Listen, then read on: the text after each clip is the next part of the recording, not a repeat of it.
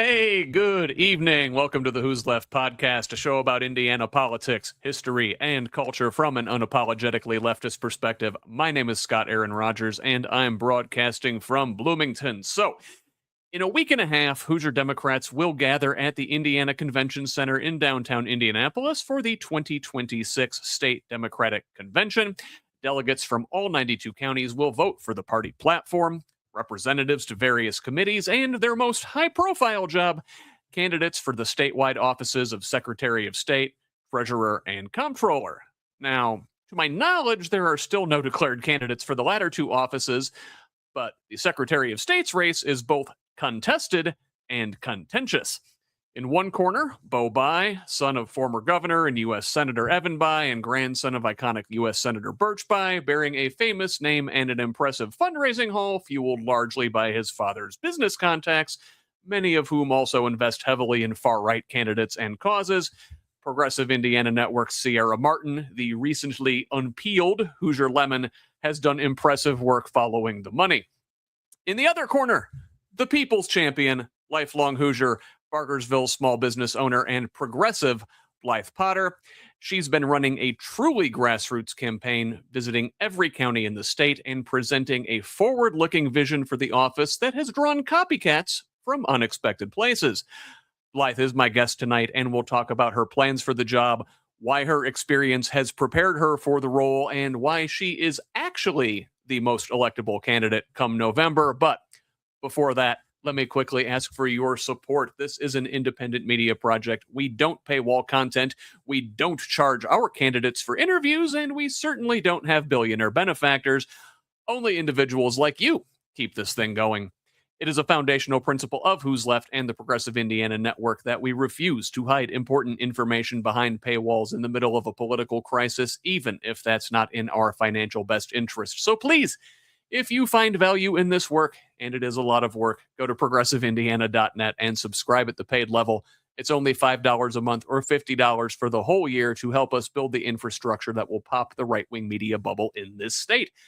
And while a paid subscription is the best way to help us grow and sustain this project, you can help in other ways by liking and sharing on social media, commenting, leaving reviews, providing feedback, and forwarding our content to your people. You get us when you can. Mostly, we just want you here in this community of Hoosiers dedicated to making the state and its government work for all of us, not just the elite few. Please join us. You can follow me on Blue Sky, Instagram, and Threads at whosleft.us, and on Facebook, TikTok, and YouTube at Who's Left. That is HOOSLEFT. Progressive Indiana Network's handle is the full spelled out name on most sites, but on Blue Sky and TikTok, it is PIN Indiana. Please help us grow with a follow wherever you're at. Tell the others. Let's build a radically democratic Indiana together. Now, let us welcome our guest, candidate for Secretary of State, the one, the only, Blythe Potter. Blythe, welcome back. Hi, how are you? Good to see you again. Great to see you. First time we're doing this in the live setting here on the podcast. So a lot of fun. Glad we get to do that together. Lots to talk about tonight. It has been a long slog getting on toward the convention. It's coming up soon. Just how you feeling as we get close to this thing? I'm so ready. I'm so ready for June 6th. It has been a very long year and almost month. I'm ready. I'm very ready. So let me start here, Blythe. In this state, our leadership over the last couple generations now, if you look, Todd Rokita, attorney. Curtis Hill, attorney. Mike Pence, attorney. Victoria Spartz, attorney. Even on our side, Evan Bai, attorney. Joe Bonnelly, attorney. Back to the others. Todd Young, Jim Banks, attorneys. Mike Braun, not an attorney, but Harvard educated. I don't know, like the so-called best and the brightest, the people with the most education, with the most credentials, seem to have led us directly into the hole we are in. I don't know, man. Maybe we do things differently for a change. Let's try something else out. I totally agree. And I don't actually think having a law degree means they're more educated. It's just a different degree. I have quite a bit of education. I have an MBA in conscious capitalism. So, right up the alley of this office, we need to be paying attention to not just shareholders and the businesses, but also the stakeholders, the communities, the environments, people within and outside of the business that those affect. So my education has taught me not only to manage people and manage organizations and do administrative work, but also to look at the bigger picture. How do the decisions we're making affect everybody else? I have education in my professional career too. We won't talk about that. But also, I think my experience living in Indiana for 44 years and being an active member of communities and being involved in nonprofit work and realizing how terrible the government treats not just us as residents, but also our social services and the people that need the most help, or maybe need the most help at getting access to elections and things like that. That is experience and insight that you can't get a degree in. Like, it's just lived experience. So I think that's being underestimated a lot in this race. The Secretary of State role has a sort of unique variety of jobs that they're tasked with performing. There is the voting element, which I think has gotten a lot of the attention, and yeah, rightfully so. We theoretically live in a democracy, and the current occupant of that office, Diego Morales, courted controversy by sharing all of our intimate data with the federal government. So the voting aspect of what the office does is certainly high profile, but there is also this element of the office that just involves like regulating businesses and helping businesses enroll, do what they do, and access services. And we here at Progressive Indiana Network had to start a business at one point, get the LLC, fill out some paperwork. The website looks like it came from 1997. It did. I was told from someone within the office that the campaign finance website itself was done in 97. So I'm pretty sure the InBiz website has not seen many updates since then either. And well, how does that affect Indiana businesses, the people in the state that want to start a small business? How can you make things easier in that regard in the office before we even get to the voting stuff? Yeah. Well, so I think in situations like this, it is really important to be an end user, not just someone who's like guiding people along the way. And the office doesn't necessarily oversee businesses themselves, but it's the paperwork, the organizational paperwork, storing that data, saving that data, in some cases selling that data, which we know is happening on the state level. But making things more accessible, not just on a desktop, but also on your phone. It's more than anything, it's going to help our young entrepreneurs, because as an elder millennial, if it's challenging for me to navigate it, and I had to go elsewhere to find information on SCORE and SBA, or the ISBDC thing is like at the very, very bottom and not easy to see. Like, if it's not intuitive and easy, sometimes people just get frustrated. Like, well, if I can't fill out an LLC paperwork and figure other things out, what are we really doing here? So I think more than anything, this creates a barrier to entry, not just for entrepreneurs, but people in business schools doing any type of education in the state. If you're going through navigating that system, so I this is a service job. Well, all politics are service jobs. Politicians take our tax dollars to provide a service. Maybe that's governing. Right now, we're not really being governed well, but this really should be a customer service area, because it's not partisan. It doesn't only target certain people or people with certain statuses. Like, this is open for people who live in Indiana to take advantage of if they need it. I was always told that Republicans are so business focused and business friendly, and Indiana is a business friendly state. It doesn't sound like, and again, you're somebody who has been an end user on this as a business owner. Mhm. Maybe not so much, at least for the small business owner. Maybe the folks who have all of the corporate resources in the world and can Mhm. pay to navigate these processes. They, might be easy for them, but individual entrepreneurs, maybe not so much. Well, it can very much be a cronyism and nepotism type thing. Like, rarely small businesses get TIFs or tax increment finance or abatements, things like that. And when that happens with larger corporations, small businesses like mine, we recoup that money. We are not getting any tax breaks. We saw that happen even like through COVID with the PPP loans. A lot of these big businesses just got millions of dollars. We got like 8,000. So it is for a state that claims to care about small business owners, they do a really poor job of it. But most of the people in charge aren't small business owners. They're not normal people. They're not usually people living in rural communities like me. They're not the average Hoosier. And I think that's another perspective I bring that probably no one else in this race does bring to the table.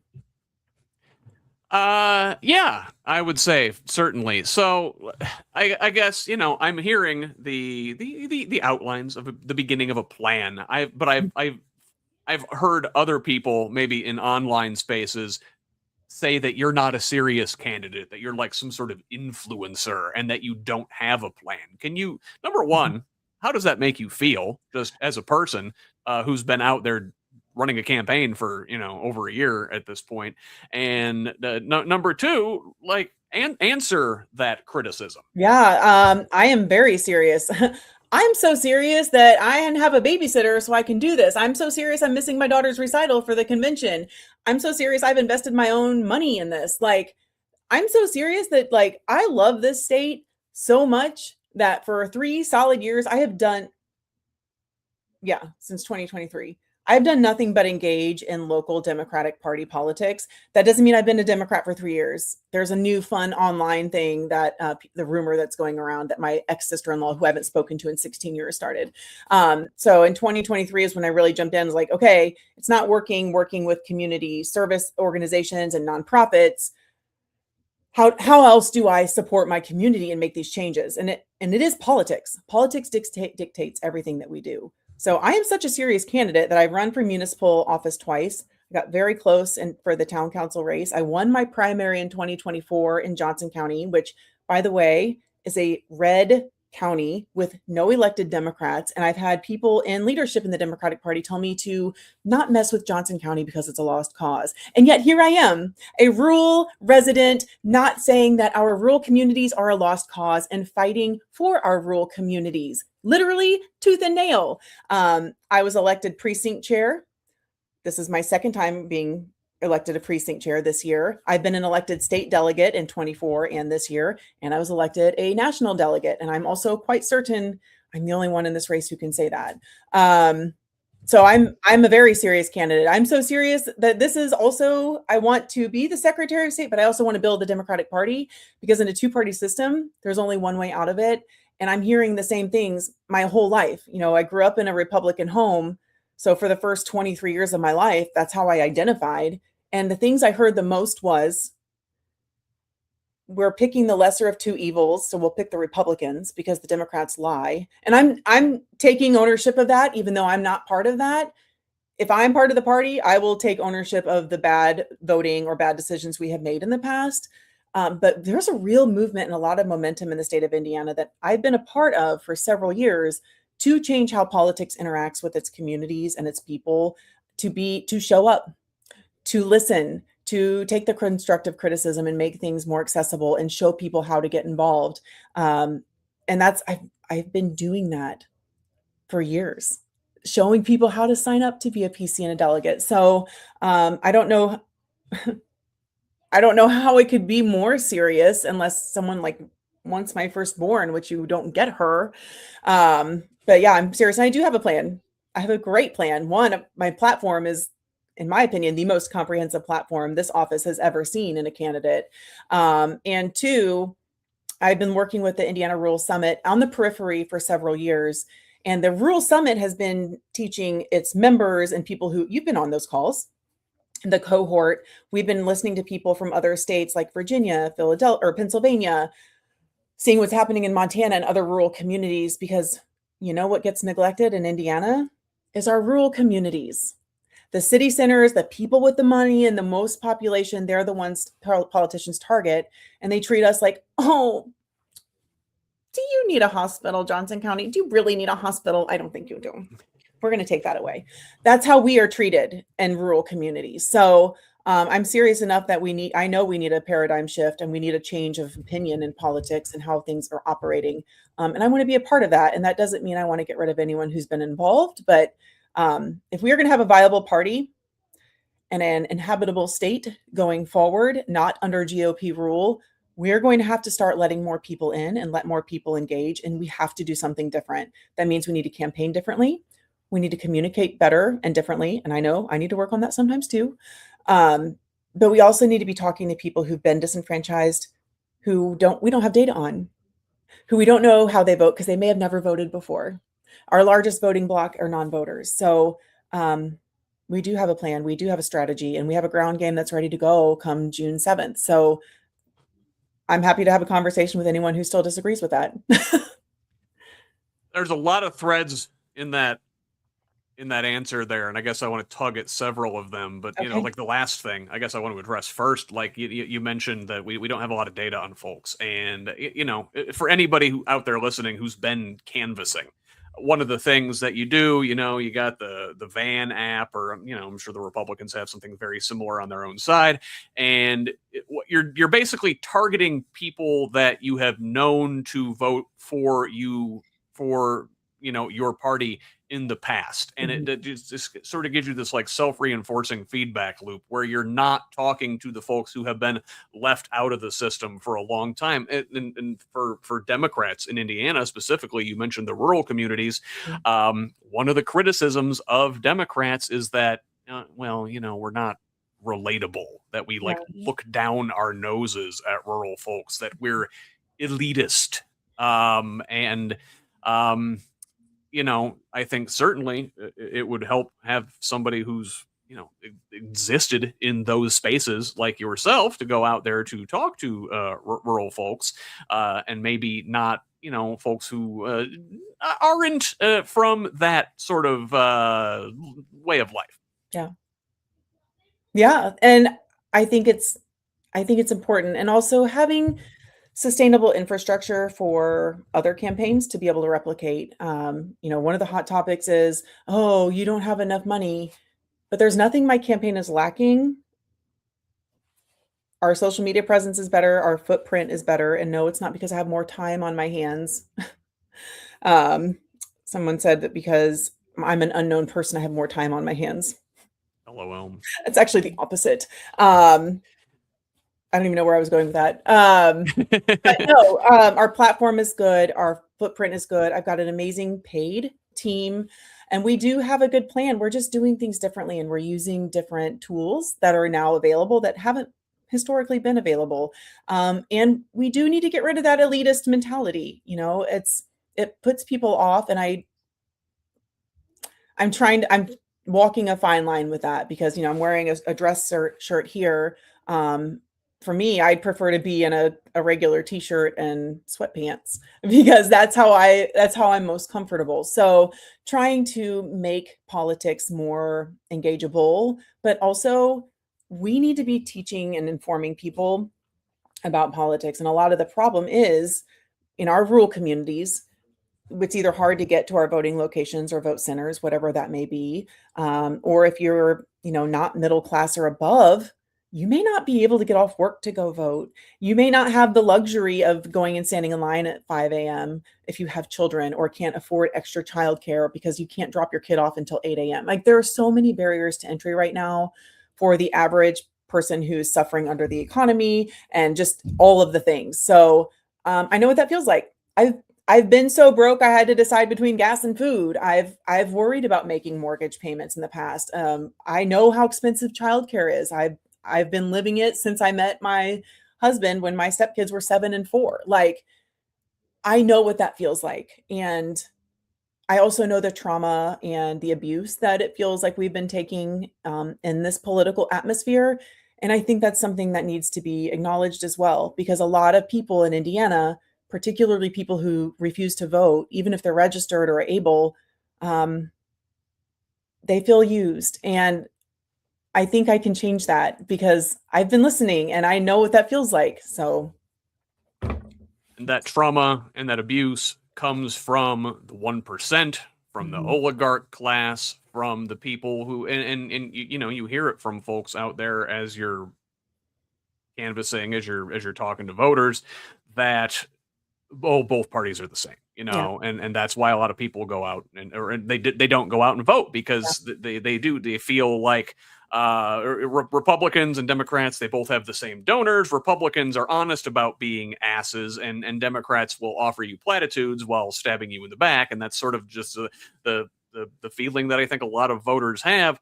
And they need somebody that will actually go out there and criticize the system and both parties for having been complicit in that, and offer a positive vision going forward.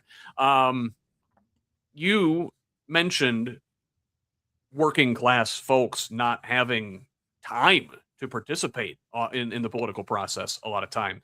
A big part of that is not necessarily knowing who all the candidates are, what they stand for, going online, doing all that research. It takes time that a lot of folks just don't have. It takes bandwidth that a lot of folks just don't have.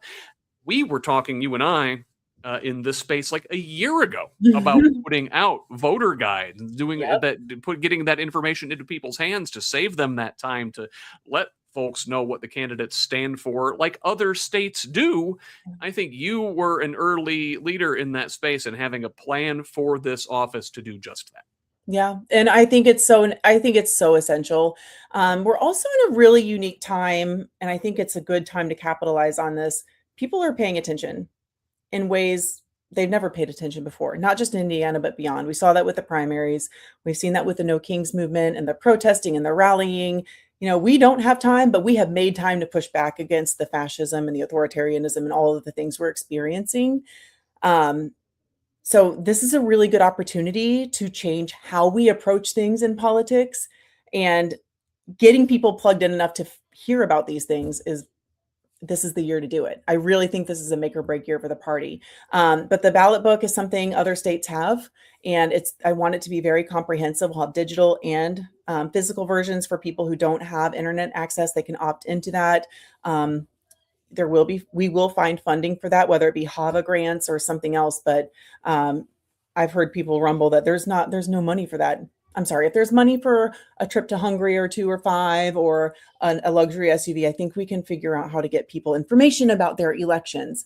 But it will invite people into the process.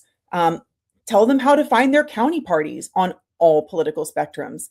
Tell them when the election is, how to register to vote, where your polling location is, what each office is, how many people. And you helped me. Oh, here's another myth buster. I didn't pay you to advertise.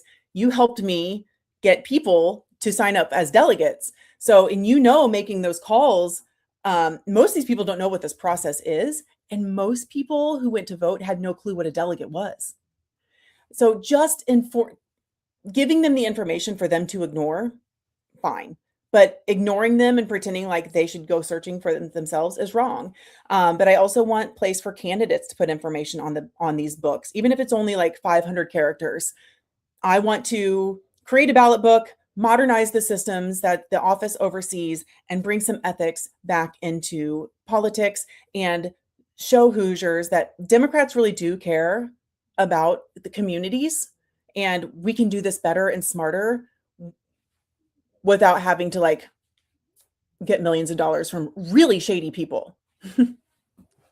I think, one of the things about the office is bringing that information to the people. And Indiana has certainly not been good about that to this point. It's like, gee, the Republicans don't actually want democracy. They don't want us to vote. They don't want us to participate. They want to keep us in the dark.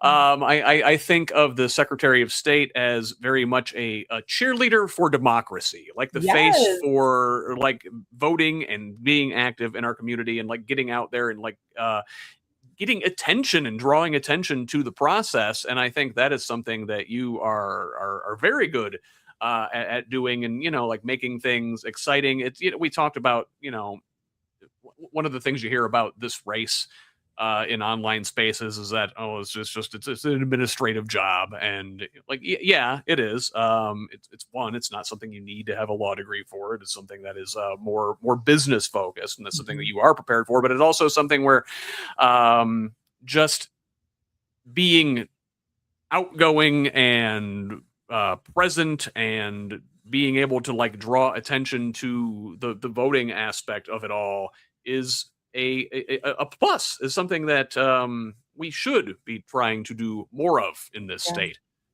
Yeah, and it is an administrative job. It really should be a boring administrative job. I've done administrative work for the better part of the last 20 years, so that's up my alley as well. But yeah, there's no reason why this office can't also be serving the communities that we have in the state of Indiana, but also being a cheerleader, because Lord knows Indiana needs a good cheerleader.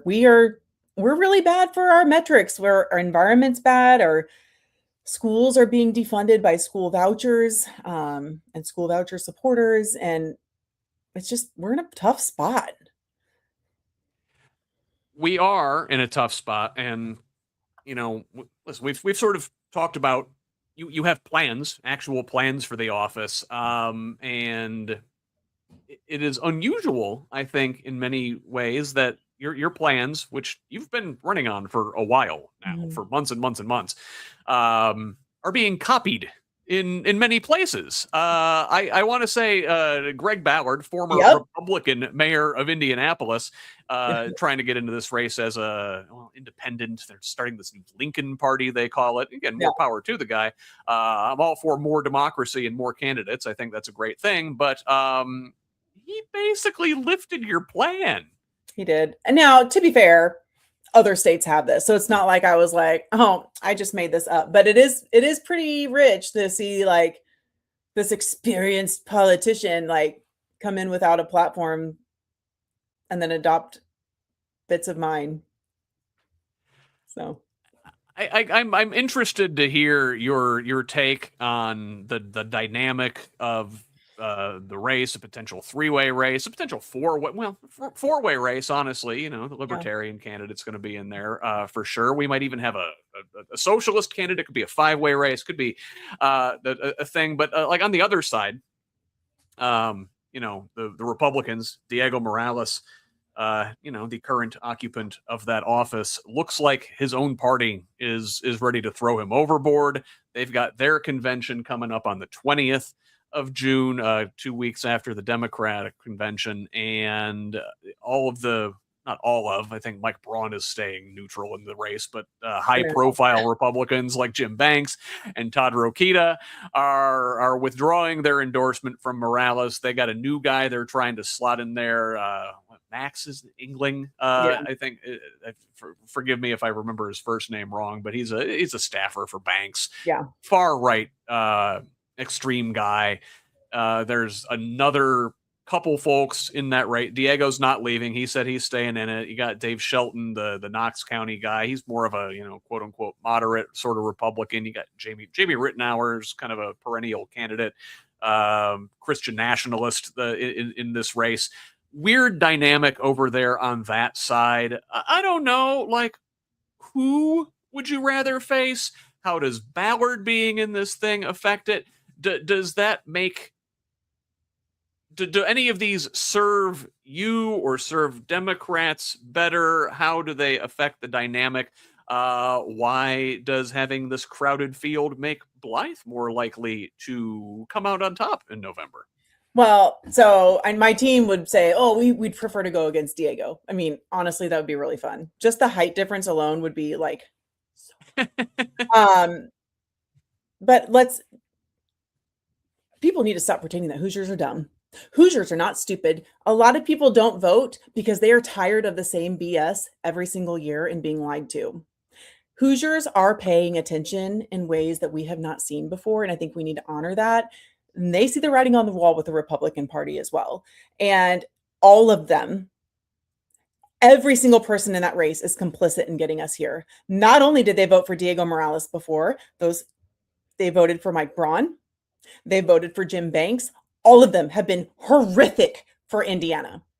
And up until a few weeks ago, Mayor Ballard was a Republican. Up until a few weeks ago, people were supporting Diego. And I think it's all too little too late. Where were you screaming at the top of your lungs at the end of 2024 when we all saw what was happening? When we were worried about what rights we were losing? I'm sorry. It's such a hard space to inhabit, but all of them are complicit in this. They got us here. They didn't just get us here in 2024. They got us here before 2024. So as far as I'm concerned, none of them are qualified. They have done nothing to help this state. They've helped themselves, they've helped their donors, and they've helped the party. And I think that's what's really unique about this race is there is a conversation that has been happening in the Democratic Party long before I became active in it, about how we think things should be done. And there are valid arguments on both sides of the conversation, and it's not something we've been willing to have publicly. And this race has shined a giant spotlight on that. So now we don't have a choice. Are we going to work together? Are we going to support good platforms, people who know what it means to live here and get them across the finish line, or not? Or are we going to keep doing what we've seen happen over and over where we lose? And I think that's something that needs to be taken into consideration because we have an opportunity to really build this party and earn trust back with the state of Indiana by doing something different. And yes, I know it's a risk, but I think it's riskier to do the same thing we've been doing over and over again, expecting a different result, than it is to try something new, honor where we are,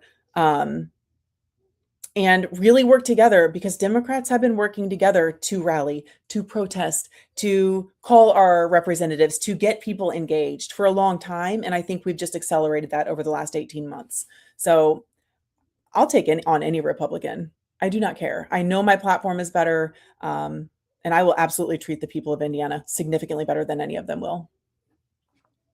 You mentioned protest. Obviously a lot of folks in this country, more than 8 million, the last No Kings rally here a few months ago, are upset enough by our current administration to go out in the streets. And yet I've heard the criticism that because you have been out there visible at protest, photographed at protest, in your military uniform, holding the flag upside down, that is somehow a negative against you, that that I don't know, that Republicans can smear you as some sort of like radical for exercising their First Amendment right to protest in this country. What do you say about that? I say I did that very intentionally, knowing there would be photos taken. I'm not dumb. I did that in January or February of last year. I did that because we're in a really bad place. I, at one point, was willing to die for this country. I went to a war we should not have been in, and I didn't want to go to. Some of our Democratic representation agreed and voted to send me there, which is unfortunate, and part of the reason Democrats get such a bad rap. I did that because I think if people can see a woman who women always have a larger barrier to do anything in this country. And I know that I'm saying that from a place of privilege, being a white woman. But seeing a female veteran taking that risk, knowing what the criticism will be in a red state, I was hoping that would actually open people's eyes up and have a conversation like, oh crap, there's a veteran amongst many other veterans, and there are multiple upside down flags. Perhaps this is worse than we think it might be. And it is that bad. The flag upside down means our country is in distress, and we've been in distress for a long time. And now it's like It's really bad. It's really, really bad. It's bad enough that the introvert in me has shut itself down to run for public office on a statewide level because I think it's that bad. And another one of the criticisms, I think, of Democrats from working class folks, from folks that have been disillusioned from the political process, is that we don't stand for anything. That like we hem and we haw and we don't want to get pinned down and say the wrong thing. Folks can't say that about you. Like, you go out there, you take a stand, you're not afraid of the consequences.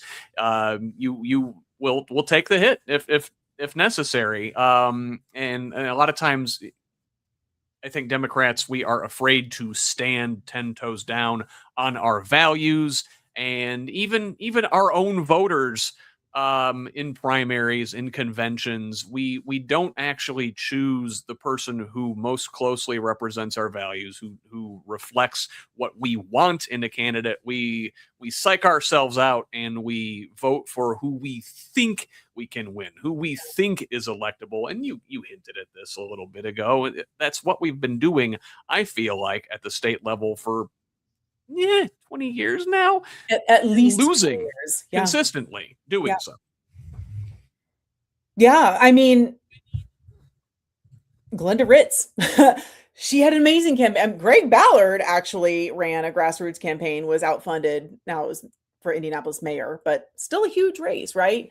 So it is possible. It is absolutely possible. We will have to do a little bit more work than we usually do as Democrats. And I think that's also part of the problem, is it's much easier to throw a flyer at it or a cable television ad. And that's fine, but this is not time for that. This isn't just a marketing and advertising venture. This is, we've got real work that needs to be done in our communities, and with each other. We need to be able to trust each other, not just within the party, but other sides, because we're not going to get out of this alone. And I'm fine with holding myself accountable. No one will fight for Indiana like I will, ever. No one will fight for our voting rights like I will. And I'm very confident in that statement. We talked a minute ago about, fighting visibly, going out, protesting, letting yourself be seen doing such, God forbid, being photographed. I understand there's also some Halloween pictures that maybe some folks that I think are controversial. Do you want to tell us about that? Yes. So my ex-sister-in-law, 16 years, have not spoken to her. I saw this a few months ago on a comment and I was like, oh, come on, Abby, you can't be doing this. Well, now some of my favorite frenemies, actually they're not frenemies, they don't like me, are regurgitating the entire portion of it. And it's all blatantly false. But part of that was that I've only been a Democrat for 3 years. That's not true.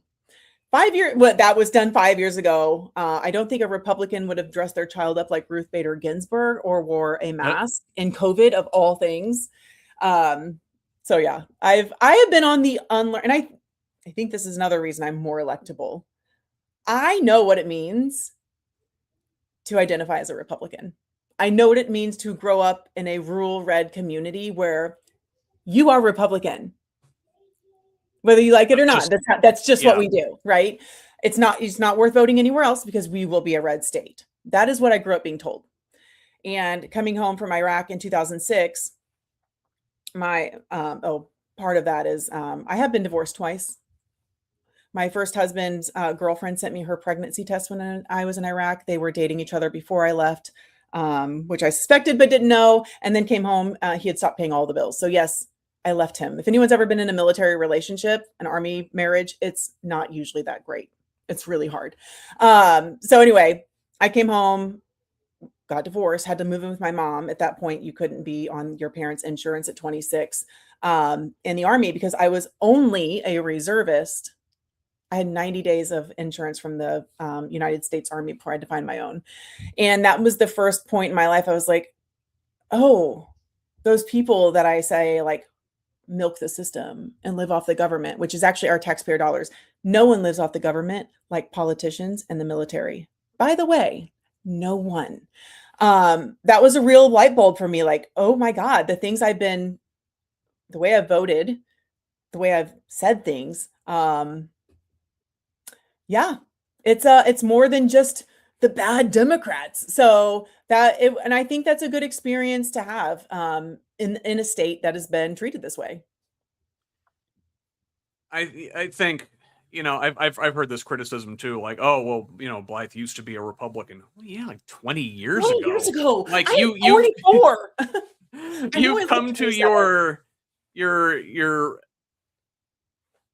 you've come to your membership in the Democratic Party through a lot of thought, through a lot of Mhm. deconstruction, to really thinking about what you value Yeah. in politics and in society, and it's not just like, well, we've always been. It's not like a birthright kind of thing. Like, well, that's and furthermore, like, to be a Democrat or to be a Republican in a two-party system is largely meaningless. I think in Indiana, you can call yourself a Democrat by pulling the D ballot in a primary. You can run for office as a Democrat by doing that in two primaries in a row. Like, that's all it takes to call yourself a Democrat. You don't have to stand for anything. You don't have to have any values that you state. Um, Yeah. and likewise on the other side as well. I mean, they have their own internal divisions. We were just talking about some of them, but like, what do you say to folks who are like, well, she hasn't always been a Democrat, and maybe somebody else in this race has always been a Democrat? Okay. I mean, I think there's an argument to be had that I came to this conclusion as an adult, as a taxpayer, as a voter, as a female in a state that females are getting rights taken away from, intentionally. I was very intentional about this. And also, I have run 2 municipal races the way you're supposed to, down the middle. I'm sure in your archives, you have a video footage of calling me the Blue Dog Democrat because I put it on my website because I was told that's a good idea. And so I have done the middle of the road. We're just going to be moderate centrist and we're going to be kumbaya. It does not work. That's not authentic. And so that's part of where I am here now too, is I've done this experiment on smaller scales in rural red areas. It didn't work. But this resonates more with people, being authentic, being willing to screw things up, talking to people, listening to people, taking in constructive criticism, pivoting when I need to. And I don't think anyone can say that I have not taken most of constructive criticism to heart as a candidate. I wasn't born into politics, so I've not been groomed into having the right talking points my whole life. And it is a learning experience. And I think I'm learning alongside with the best of them. And I don't know. I think we've done the same thing for so long. It's just time for a different candidate. And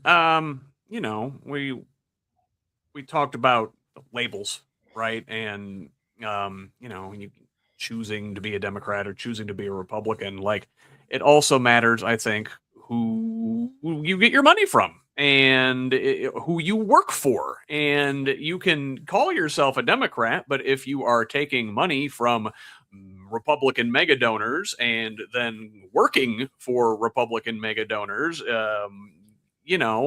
what good does having a D next to your name do? Yeah. That this is also a criticism I get. It is not negative to state publicly available, factual, reliable information, much of like what you just said. And that is one way to campaign. That's the expectation. That is what has been expected for several years. Not working. And yeah, we need money. I will raise more money. Imagine if I were the only person running for this race. It would have been a lot easier. And we will continue to fundraise. I argue I think this could be national, like literally having a grassroots candidate, someone who is paying attention to how people want candidates to be running in this party, especially in Indiana. I think it could be really amazing. So, but I also want to say that, kind of talking about that, there have been very unfair things said on both sides. Things get heated on all sides with all sorts of relationships. I don't like it. It's not what I stand for. I have never directed that. I have asked many people. you've been on those threads. I have asked many people many times that I want to be elected because I am trustworthy. I have a good plan. I know what I'm doing, and I'm showing up in my most authentic way to represent the state in a way that we need to, not because someone else was bad, right? And I also don't think my opponent has directed any of the negativity either. So my focus is and always will be on the office and serving our state. Um, and money will come with that. But I don't think our campaign is lacking anything right now. We have a really good strategy. It's being more fiscally conservative with our money, but it's literally getting more bang for our buck as well. We have a fresh perspective that our state and all political parties need. We need this so badly. We're going to speak to and have been speaking to the disaffected voters, Democrats, enlightened Republicans, independents, new voters, people who will never vote at all because their opinions still matter, regardless of how they engage, or regardless of whether or not I like them, or regardless of whether or not I will vote for them. And I think that is the piece that we miss from politics. We don't have to like each other. We don't have to vote for each other. We could wish ill on each other, but their opinion and their vote as a registered voter, it still matters. So we have to start putting human rights and fundamental rights. That needs to be the baseline. We don't take those from people. And I think we only honor that by paying attention to where we're getting our money as candidates.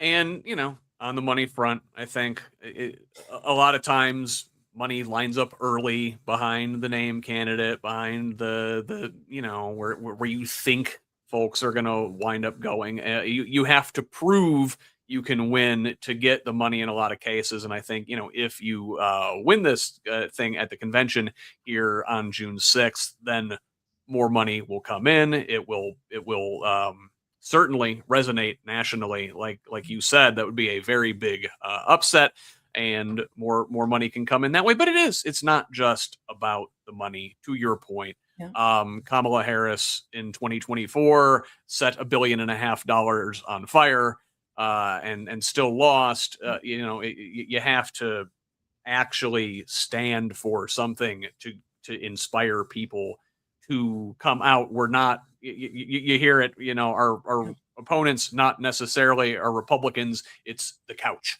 Yeah. Well, and to your point with Kamala, I was a delegate for Kamala, and I hated her stance on Gaza and not being able to call it a genocide and pushing back against that. And people don't realize that matters.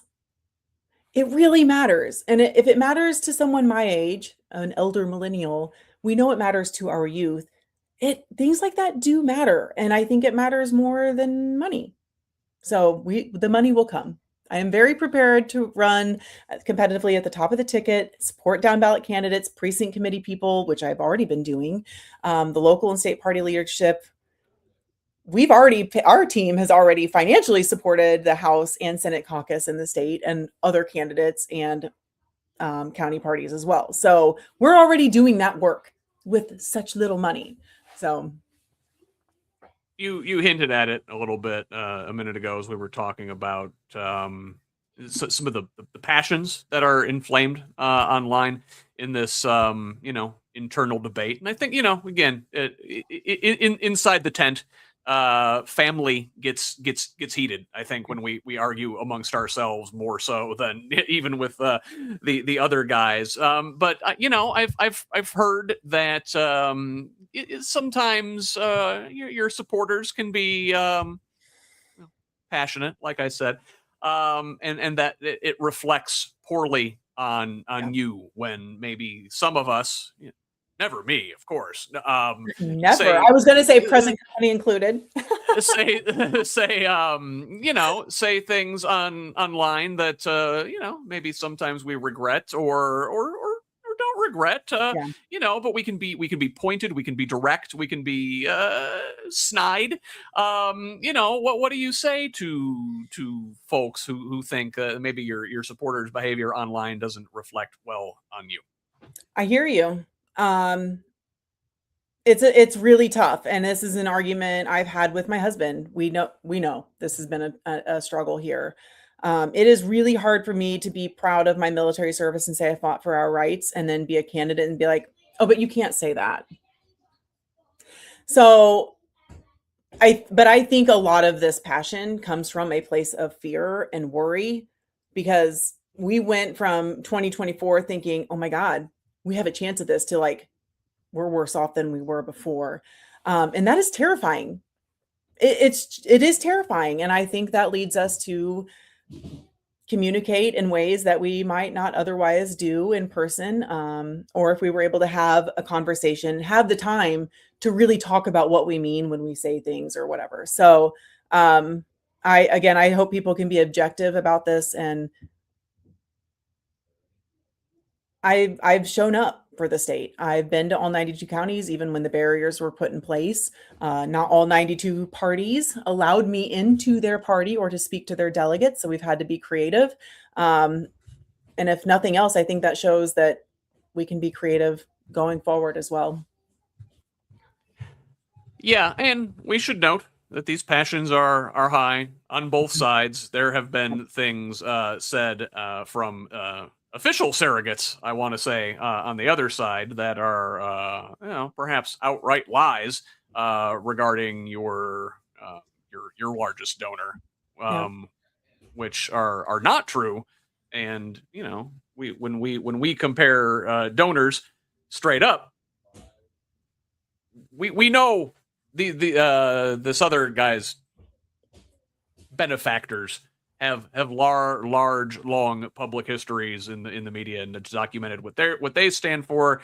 Your largest donor, God forbid, pulled a Republican ballot in 2024 because there weren't any down ballot Democrats in the primary to vote for. Yeah, and that's common in many rural communities. Kathleen is an amazing human. She is that unicorn that we wish all wealthy people were. I'm so lucky to have met her. She lives in Indiana. She's from Indiana. She's raised her family in Indiana. The woman managed a Chuck E. Cheese. Like, she knows what it means to be a Hoosier on so many levels. And I'm fine to get criticism for that, but I'd rather my large donor, which my largest donor still isn't the same dollar amount as some of my opponent's largest donors. So yeah, I knew that would come. And I knew before I accepted the money, we had a lot of conversations. I may have even texted some of our group threads that you and I are on, like, hey, this is likely happening. Like, what do you think about that? So that's part of politics, but she's a lovely lady. She's very, very, very, very far from MAGA. Yeah, and she's not, on Trump's board of peace, or, writing his university policy, or donating to school privatization organizations, and on and on and on. And I could go on all day. Again, Progressive Indiana Network, Sierra Martin's Hoosier Lemon series, well documented. I guess, Blythe, with a couple minutes we have left here, what has been the most frustrating part of this race over the last year as we come toward the end, and what has been the most rewarding? Oh, the most frustrating is, I'm so sorry, I just swallowed wrong. Really, the systemic barriers that have always been there. I saw it with Dr. McCormick, Dr. McCrae. I've seen it with Destiny. We saw it with Kamala. We have seen it with so many women in so many spaces, but especially politics. I've seen it as a small business owner. I've seen it just as like a normal person going about their life in Indiana. And those systemic barriers I expected. I did not expect the organizational barriers to be placed in my way. That has been frustrating. To see party leadership intentionally try to divert support or visibility. I am so sorry. That's frustrating. I've lost friends over this for seemingly no reason. But the most gratifying part is this community we have. This really started out I didn't even start as a campaign. Like, I was just going to go to all county parties. I'm so sorry. See, I'm a real human. My first intention before I decided I was going to run for this was to introduce the public to our county parties, to build the county parties on social media. Because if you follow, which you're my friend, so you've seen all of this happen, if you follow Johnson County Democrats, it tells your friends, hey, maybe you should follow them too. So really trying to spotlight that these county parties are killing it. We have got new leadership. We've got new members. We've got packed rooms all the time, even in Johnson County. And we have a list of all 92 counties and their social media handles and a lot of the young Dems and things. So if anyone wants access to that, let me know. But this started as party building because I see the need for that if Democrats are going to succeed.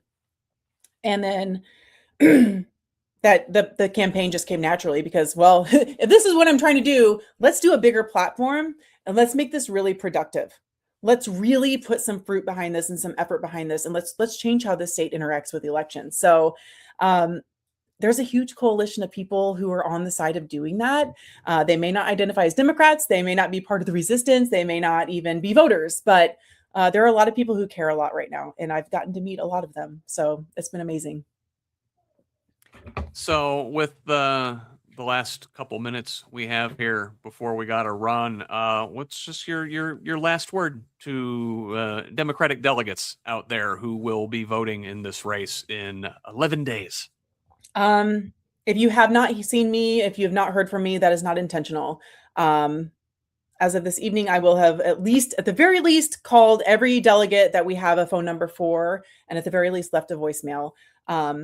My door is always open before or after the convention, regardless of the outcome, because I want to build this party. I have to have a state that I can grow old in, that my daughter wants to stay in, that my stepdaughters want to stay in, that your kids want to stay in. So I am in this for the long haul, whether you all like it or not. But, there's a lot of people who don't know that we do have strategy. I do have a paid team. I have had a paid team for a long time. We're running and building a different type of campaign and politics. And we are a force for change in Indiana. And none of this has anything to do with being progressive or moderate or Republican or Democrat. We have created a campaign that honors the space that we are in, and where I believe, and where polls suggest the majority of the population in the state and beyond want politics to go. So we're trying something different. We're listening. We love to see it. I am shamelessly in your corner here. I do not pretend to be neutral in this race, and I'm so glad that we got a chance to talk to you here before this convention here very shortly. Stick around. I'm going to say goodbye to the viewers. I'm going to send you backstage, but don't leave. I want to say goodbye to you off camera. So I will see you in about 3 minutes. Ladies and gentlemen, Blythe Potter for Secretary of State. Thanks so much for joining us tonight on the HoosLeft Podcast. All right, that was Blythe Potter, candidate for Secretary of State. Once again, if you are a delegate, please support her with your vote here on June 6th at the Democratic Party Convention. I will be back this week on Sunday, as usual, for Who's Left This Week, Indiana's only unapologetically progressive Sunday morning politics show, where we talk about the week's top stories from U.S. and international news to what's going on right here in our state and how it's all interconnected. Tune in on YouTube, Facebook Live, and of course at progressiveindiana.net.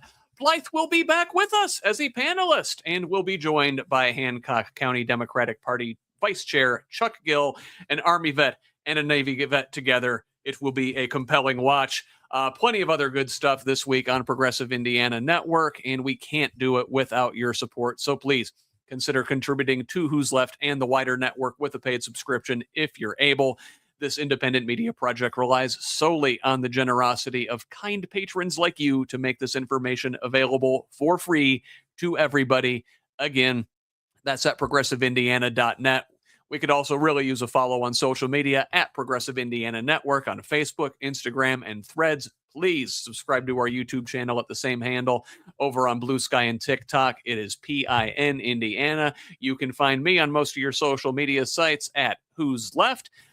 Send me a direct message on any of them with feedback, tips, ideas, and concerns, or email me directly at scott@whosleft.us. Finally, please forward the show to a friend and have them pass it on too. Let's keep building this project and a truly democratic state, one conversation at a time. Until the next one, this has been the Who's Left Podcast. I'm Scott Aaron Rogers. Love each other, Indiana.